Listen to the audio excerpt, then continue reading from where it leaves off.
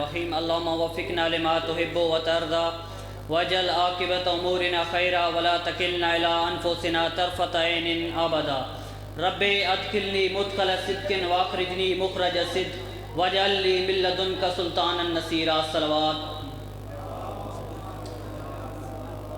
میں نے منافقت کے حوالے سے ویسے خطبہ نمبر 45 بھی تیار کیا تھا آپ کی خدمت میں نہج البلاغہ سے، لیکن وقت کی قلت ہے۔ جو پہلے آپ کی خدمت میں عرض کیا تھا وہ خطبہ نمبر 42 تھا، لیکن ابھی آپ کی خدمت میں یہ عرض کروں گا کہ میلاد خیبر شکن یعنی جو بھی جشن ہو، جو بھی ایام ہو ائمہ معصومین کے حوالے سے، وہ ایام عہد ہوتے ہیں، اور ایام عہد کا مطلب یہ ہے کہ ہم یہ عہد کریں انشاءاللہ ہم اس نظام کی طرف آئیں گے جس نظام سے آج ہم دور ہو چکے ہیں۔ اس کا حوالہ میں آپ کو رہبر معظم کی کتاب 250 سال انسان سے عرض کروں گا۔ امام موسیٰ کاظم علیہ السلام کا دور ہے اور ہارون الرشید کی حکومت ہے، تو وہ امام کو بلا کے یہ کہتا ہے کہ بنو امیہ اور بنو عباس نے فدا ہڑپ کر لیا ہے، تو میں یہ آپ کو واپس کرنا چاہتا ہوں۔ تو پہلے تو امام علیہ السلام نے انکار کیا، لیکن جب اس نے اصرار کیا کہ نہیں آپ حدود معین کریں میں آپ کو واپس کرتا ہوں، اس وقت مولا امام موسیٰ کاظم علیہ السلام نے فرمایا امل حد الاول فادن، اس کی پہلی حد ادن ہے۔ اس وقت اس کا چہرے کا رنگ بدل گیا، فتغیر وجہہ الرشید، ہارون الرشید کے چہرے کا رنگ بدل گیا۔ اس کے بعد امام علیہ السلام نے فرمایا امل حد الثانی سمرقند، اس کی دوسری حد سمرقند ہے۔ اس کے بعد امام علیہ السلام نے فرمایا امل حد الثالث الافریقیہ، اس کی تیسری حد افریقہ ہے، اور چوتھی حد امام علیہ السلام نے فرمایا کہ عربستان تک پھیلے ہوئے جزائر ہیں۔ تو اس کا مطلب یہ ہے کہ امام علیہ السلام نے اسے جو حدود ارباب فدق کی بتائی ہیں وہ پوری اسلامی مملکت ہے۔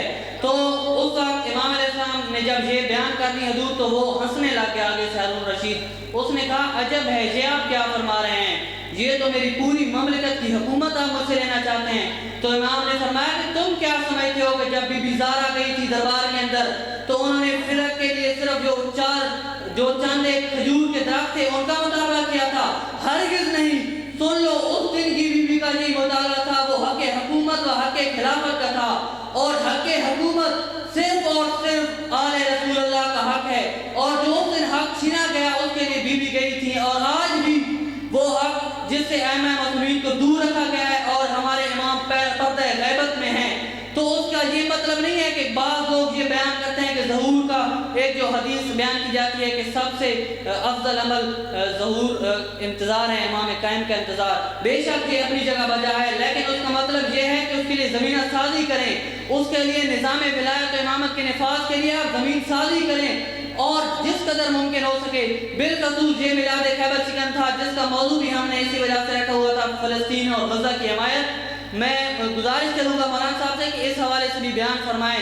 فلسطین اور غزہ کی حمایت اب ہمارا اولین فریضہ بن چکی ہے، اور جو لوگ آج جو پاکستان کی قسمت یہ بدقسمتی یہ لعنت ہر 5 سال بعد آ جاتی ہے الیکشن والی، اس میں اس قدر غرق ہو گئے کہ فلسطین کو بھلا دیا ہے۔ 30,000 تک افراد وہاں پہ شہید ہو چکے اور بہت زیادہ زخمی ہیں۔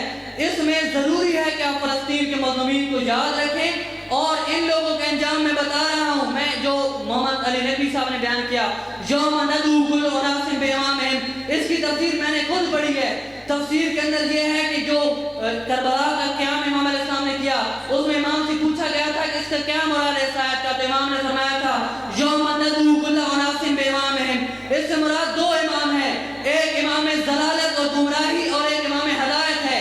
آج اگر ہم امام ہدایت کے چاہنے والے ہیں تو ہمیں چاہیے کہ فلسطین اور غزہ کے ساتھ کھڑے ہوں، اور جو لوگ ان کو طاغوت کی طرف لے کے جا رہے ہیں ان کا انجام ان لوگوں کی طرح ہوگا جو ابو مسلم خراسانی اور ابو سلمہ کا ہوا تھا، جو امام جعفر صادق علیہ السلام کے دور میں تھے، جنہوں نے امامت کی ساری طاقت کو اکٹھا کیا اور کہا کہ ہم نظام امامت نافذ کرنا چاہتے ہیں، لیکن پھر اٹھ کے بنو عباس کی طرف چلے گئے۔ اگر بنو عباس آ جائے تو وہ بھی غاصب ہے، اگر بنو امیہ آ جائے غلط طریقے سے دار دے تو وہ بھی غاصب ہے۔ حق حکومت صرف اور صرف ولایت و امامت کا ہے، اور انشاءاللہ رہبر معظم کی قیادت میں یہ قافلہ رواں دواں ہے، اور انشاءاللہ پاکستان میں فی الحال چونکہ انتخاب میں ہر کوئی مصروف ہے، لیکن ایک وقت آئے گا جب یہ قوم بیدار ہوگی اور غزہ کے مظلومین کے حمایت کے لیے بھی تیار ہوگی، اور انشاءاللہ پاکستان میں بھی یہ نظام نمائندہ ولایت فقیہ کی قیادت میں نافذ ہوگا۔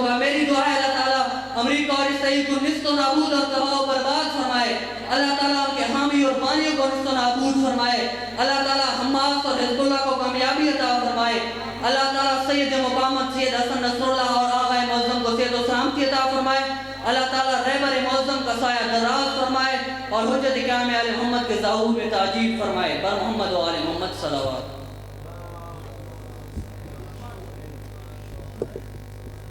बावाज़े